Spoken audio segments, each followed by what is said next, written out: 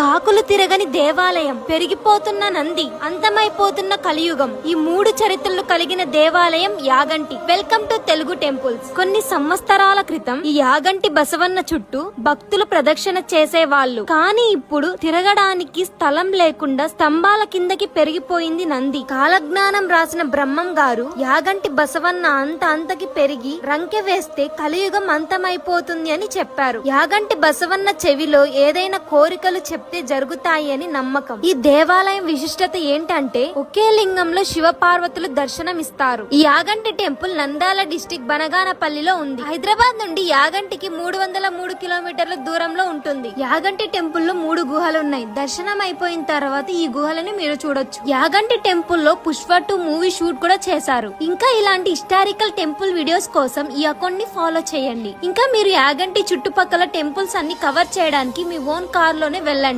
మీతో own car లేదని బాధపడకుండా లాండ్రీ కార్స్ యాప్ లో